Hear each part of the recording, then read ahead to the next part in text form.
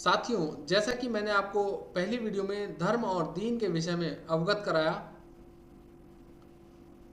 मेरी दृष्टि में दोनों शब्द मूलतः एक ही तात्पर्य के लिए प्रयुक्त होते हैं। दीन और धर्म दोनों का ही प्रयोजन समान रूप से अपने भीतर अप्रकट ईश्वर तत्व को जानना है। यही वह विज्ञान है जिसे मोहम्मद साहब ने अल्लाह के मार्ग के रूप में लोगों के सामने उतारा, जिसे उन्होंने दीन कहा। साथियों, धर्म एक गूढ़ विषय है और इसी विषय पर यह पूरा वीडियो होने वाला है। इसमें हम धर्म के प्रथम घटक इस्लाम पर विस्तार से चर्चा करेंगे, इसलिए वीडियो के अंत तक मेरे साथ बने रहें। यह वीडियो केवल एक जानकारी नहीं है, बल्कि एक सीख है, एक ज्ञान है और एक जागरूकता है। साथ ही धर्म, प्रेम और सहिष्णुता का हार्दिक संदेश भी है। गौर करने योग्य तथ्य यह है कि आत्मज्ञान की अनुभूति के उपरांत ही मोहम्मद साहब ने लोगों से कहा कि आओ उस बात की ओर जो तुम में और मुझ में एक है। साथियों, मोहम्मद साहब का यह वचन उनके और लोगों के भीतर उस अप्रकट सनातन तत्व की ओर स्पष्ट संकेत करता है जो सृष्टि का आधार है और सभी जीवों में समान रूप से व्याप्त है। इसी कारण मेरा मानना है कि मोहम्मद साहब की समूची शिक्षा इस्लाम से इल्हाम की है, जिसके माध्यम से उन्होंने लोगों को दीन के रूप में धर्म की वास्तविकता से परिचित कराया। नमस्कार साथियों, मैं स्वामी अनंत मैत्रेय। स्वागत है आपका मेरे चैनल अनंत मैत्रेय विजन पर। जैसा कि मैंने आपको पहले भी बताया कि मैंने हाल ही में अपनी 2 पुस्तकें प्रकाशित की हैं, जिसमें एक का नाम है धर्म, आत्मा और ईश्वर, और दूसरी पुस्तक का नाम है इस्लाम, समाधान या समस्या। दोनों पुस्तकों को लिखने के पीछे मेरा उद्देश्य है धर्म की वास्तविकता को उजागर करना। साथियों, धर्म की दृष्टि में इस्लाम का गूढ़ अर्थ है आत्म संवाद, यानी सेल्फ टॉक या सेल्फ कन्वर्सेशन, जिसे एक अर्थ में आत्मचिंतन, मनन और आत्ममंथन भी कहा जाता है। यही आत्म संवाद मनुष्य के भीतर ईश्वर तत्व को जानने के द्वार खोलता है। यही प्रक्रिया हिंदू धर्म में स्वाध्याय कहलाती है, जिसका उपयोग हिंदू साधक आत्मज्ञान के लिए करते हैं।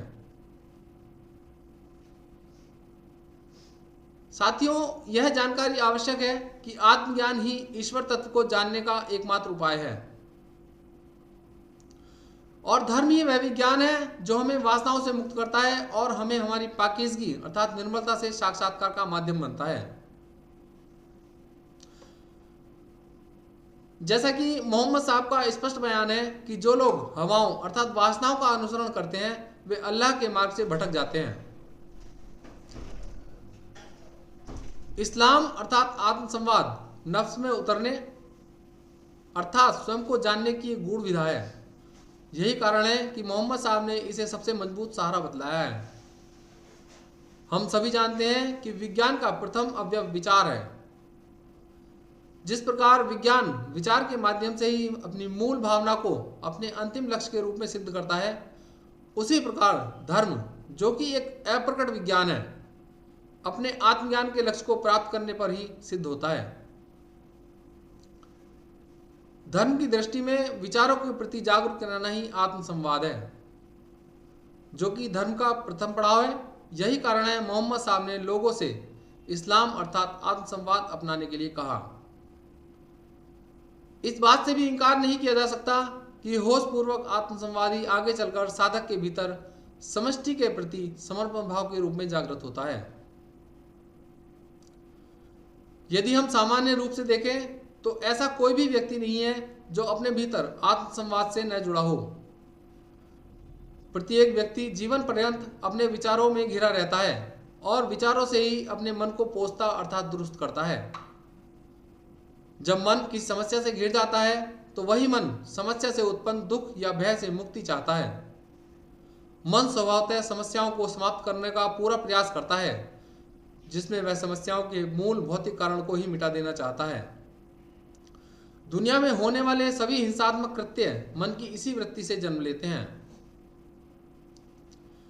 इसके विपरीत आत्मज्ञानी, जिन्होंने स्वयं को जान लिया, भली भांति समझते हैं कि समस्या का मूल कारण बाहरी नहीं बल्कि मन का आसक्ति और वासनाओं में लिप्त होना है। यही कारण है समस्या मुक्ति के लिए आत्मज्ञानी महापुरुष संसार को नहीं बल्कि मन को पाकीज़ा अर्थात निर्मल करने का मार्ग बताते हैं, जिसे उन्होंने स्वयं धर्म अर्थात दीन के रूप में जाना। वासनाओं की अनुपस्थिति में ही मनुष्य स्वयं को अर्थात अपने मूल स्वरूप को जान पाता है। यही आत्मज्ञान है और यही इल्हाम भी। मन को आसक्ति और वासनाओं से मुक्त करने का एकमात्र उपाय है होश पूर्वक अपनी विचार प्रक्रिया को देखना। इसी कारण जिसने इस्लाम अपनाया उसे मोहम्मद साहब ने ईमान लाने को कहा। साथियों, ईमान का तात्पर्य केवल एक अल्लाह में विश्वास करना मात्र नहीं है, बल्कि ईमान का वास्तविक अर्थ होश भी है। होश ही जीवन से गफलत यानी बेहोशी को खत्म करता है, जिसे हम प्रज्ञा, सुरति, बोध, स्मरण, अवेयरनेस, माइंडफुलनेस भी कहते हैं, जिसकी सतत साधना से मन वासनाओं से मुक्त होकर वर्तमान में स्थित होता है। यही कारण है कि इस्लाम अपनाने वाले साधक को मोहम्मद साहब ने मुस्लिम अर्थात मुसलमान कहा। ईमान धर्म विज्ञान का दूसरा महत्वपूर्ण घटक है, जिसके विषय में आप मेरी अगली वीडियो में विस्तार से जानेंगे। ईमान वह अवस्था है जिसमें मनुष्य मन के परे स्वयं को जान पाता है। इसी के माध्यम से ईश्वर तत्व का ज्ञान होता है, जिसे हिंदुओं ने सनातन कहा है, जो एक है और निरपेक्ष भी।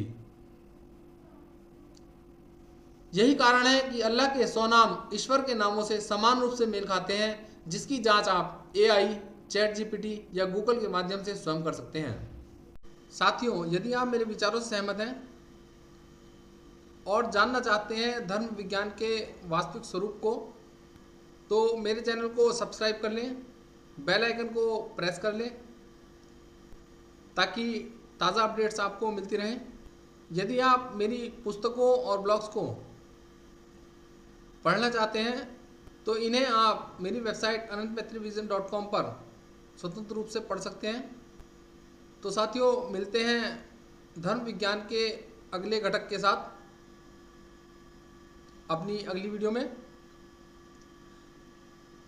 आप सबका बहुत बहुत धन्यवाद।